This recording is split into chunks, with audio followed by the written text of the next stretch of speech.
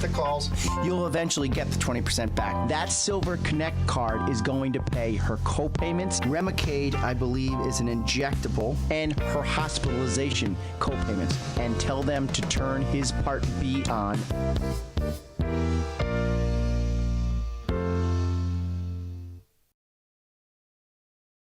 Okay, so now I have a special guest calling in. Her name is Victoria Veltri. She goes by Vicky to her friends, which is pretty much the entire state, because who couldn't like Vicky Veltri and her team? They are the watchdog for the state of Connecticut. It's called the Office of the Healthcare Advocate. And Vicky, first of all, thank you so much for your time. Of course, Michael, anytime. Yes, first of all, I'm a much better talker than I am a texter.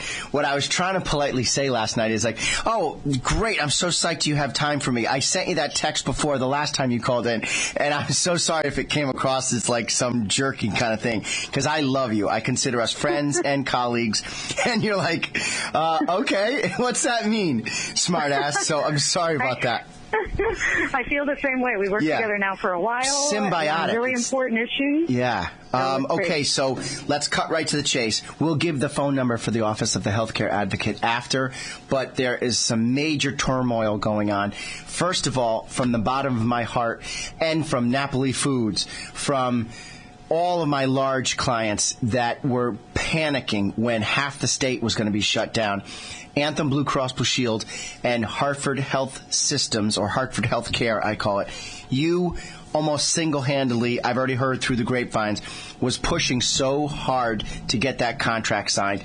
It actually didn't happen on the deadline date. It happened a full 24 hours later, so that must have been pins and needles for you. Yeah, it was, and I would say, I mean, the credit goes to a lot of people, including the parties. A lot of people, sure. Agreed on a contract, but it was pins and needles, because I think what happens in every one of these disputes is that when a hospital and the carriers cannot agree on a contract, is the consumers get stuck in the middle. And they're the ones hard to navigate who are affected by it. Like you and I both know.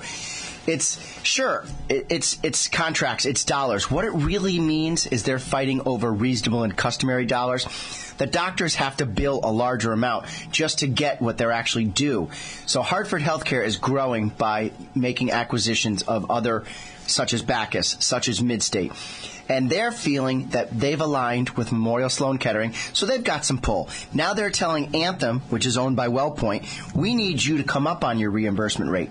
Anthem has to watch the bottom line due to claims rate experience, and they're saying this is only what we're allowed to give you. And here's Victoria Veltri and her crew, Juris Doctorate, attorney extraordinaire. She is fighting tooth and nail 7 days a week to make sure that all of you out there with commercial as well as Medicare insurance, commercial meaning you're getting it through your employer or you have it on your own, get to use those fabulous hospitals. And that's one of the reasons I have you on today. We're also, Vicki, having another problem with United Healthcare, who we know, I love United Healthcare, but who we know does not have Yale currently right now in their network. Right. And they are on the verge, as of November 15th, of losing a fantastic hospital, St. Mary's Hospital. Right. The letter's actually out there. It was dated October 16th. It's already been circulated to my entire book of business. And it's not just the Medicare people. It will be the commercial platform as well as the Medicare platform. Right, exactly. Can you shed any light on that? Other than what you just said, that they're going to be out of contract if they don't come up with an agreement by then, not really. I think it's fair to say that among consumer groups and people who advocate for consumers on a daily basis, there's sort of a move on to try to prevent these kinds of ongoing disputes to keep happening. Because what ends up happening in many of these cases, most of the cases, is that there is an agreement. And sometimes it's before the contract expires, sometimes it's the day after, as in the Hartford Healthcare Anthem one, or in the CCMC case, it was a few months before they came to an agreement. But in every single one of those cases, the common denominator is that the consumers are utterly confused. Not sure what to do, not sure whether a service is now in-network, whether the provider's in-network or now out of network, and that whether or not they may be exposed to increased costs because of that. So I think that there is a move on to try to protect consumers from what happens in these agreements when they expire. And I'm really committed to trying to push something legislatively that would at least put a hold on something or give the consumer some protection while these negotiations continue so that they're not caught. Because that's really what happens. We get calls all the time. The consumers are confused. I'm in the middle of treatment. What am I going to do? Scared. I'm in the middle of scared. Cases like that. Carriers are very good about continuing the treatment for somebody who's in the course of a treatment like that. Right. It's the closer cases when somebody has some kind of chronic condition, they need to see their provider on a regular basis. Do they have to see that provider? Maybe, maybe not. But that becomes another layer of confusion for consumers to navigate the healthcare system that, frankly, they just don't need. And if they don't have you fighting for them, they have no one. The Office of the Healthcare Advocate is the watchdog for the consumer. And honestly, I have to say, I don't have another outlet. There is no one we can go to other than you and your agency to help. They're so scared with the CCMC thing. It was children that were being affected. That's correct. I remember being like, I don't know what to tell you, ma'am. She called me up and said, my autistic child uses Connecticut Children's Medical Center, and St. Mary's Hospital's pulling out. They're affiliated with them. I didn't have an answer. I was like, believe me, I'm hoping, and at the time it was the great Dave Fusco. There is a new president in town now. But I literally texted Dave and Jim Auger, Chad Wabel, who I trust and know. I was like, please get this thing resolved. Exactly. And it is, unfortunately, it is a problem where they don't necessarily think they're affecting people. They're trying to watch the bottom lines of their businesses. So, well, I think actually in the Anthem Hartford Healthcare dispute, there was clearly an acknowledgement by both sides that this would affect the consumers if it kept going on, and which is why I think they anticipated solving it within a day of expiration. But that didn't prevent the notices from going out a month before to people, which, frankly, people like me would want people to be notified if there's going to be an expiration. But it just sets off mass confusion on the part of people. And I think what you're seeing around the state is a rapidly changing healthcare environment. You alluded to it before, where the systems now are bigger. Right. And they could potentially, when they go out of network, sweep an entire volume of practitioners out of the network at the same time. Network optimization, that was referred to in the board meetings when we had them. And it was, we're going to drop a few physicians, and a few turned into 2,500. Right. It was, that issue is, to me, about transparency. Maybe, consumers need to know on what basis people are deciding who's in a network and who's not. Right. And why. Right. And when consumers don't know that, they're left guessing and scared. Ascribing motives that might not even be part of the rationale for the reason the doctors are leaving to the carriers or to the providers in certain cases. So the more open we are about what's going on in the healthcare environment these days, which is rapidly evolving in Connecticut, the better off we're all going to be.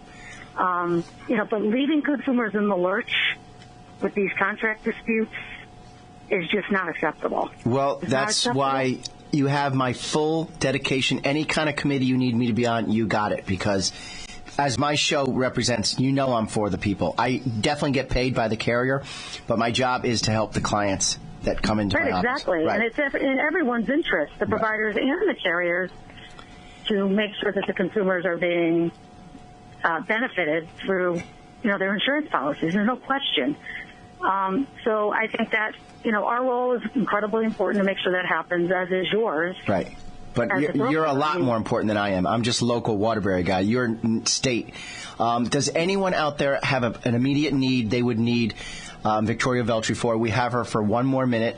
The phone number here is 757-1320. If you have a medical gripe or have been denied something that you think you should have been able to receive treatment for, give us a quick call. She can answer the question.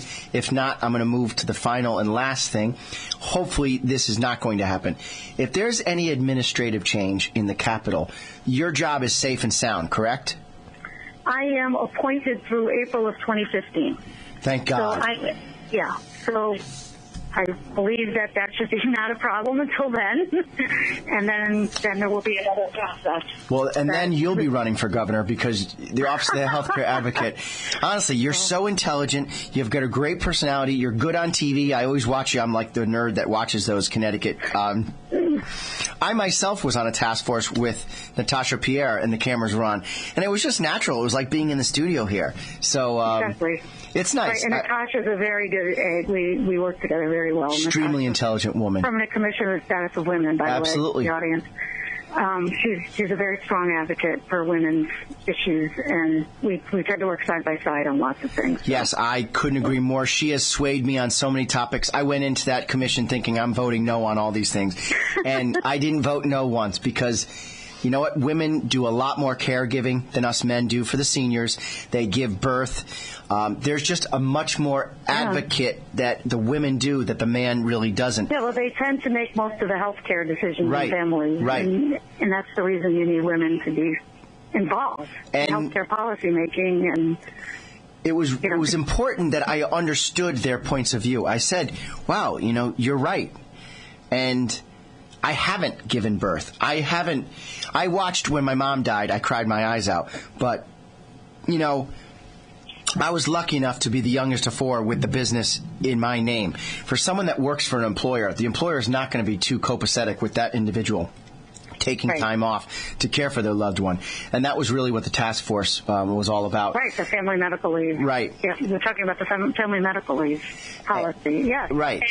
And I think everybody acknowledges that that's a health care issue. It certainly is. That is a health care, and it and that's came why to the we're forefront. involved in it. So, all right, we have you safe and sound till April 2015. Correct. Can you plug the 1-800-HMO number so my clients can call you personally? Absolutely. Our number is 1-866-466-4446. Okay. So it's 1-866-HMO-4446. And I have it. We also, we have an email address. People can email us at healthcare.advocate@ct.gov. It's another way to get us. And we have Facebook and Twitter accounts. So we're out there everywhere. And I believe the website, if they need to get it, it's www.ohact.gov. Almost. It's www.ct.gov/OHA. Right, which obviously is Office of the Healthcare Advocate. Correct. And my next plug is going to be, you did a fantastic job at the Waterbury Senior Center last Friday. You had a very good booth, and it was crowded. So. Thank you. Well, we're here to serve everybody, no matter what age, no matter what kind of plan they're on, and no matter what kind of problem they have. That's our job. We all bleed red when we get cut. Right? That's what we're here. That's right. All right. So, Victoria Veltri with the Office of the Healthcare Advocate, I sincerely appreciate your friendship, and thank you so much for your time. Thank you so much, Michael. Take care. Talk to you later, bud. Okay, bye-bye. We are going to take a commercial break. I told you I had a good guest. Nobody called in, though. It makes me look like nobody listens. So, all right, if you were scared, we'll talk to you after the commercial break. Talk to you then.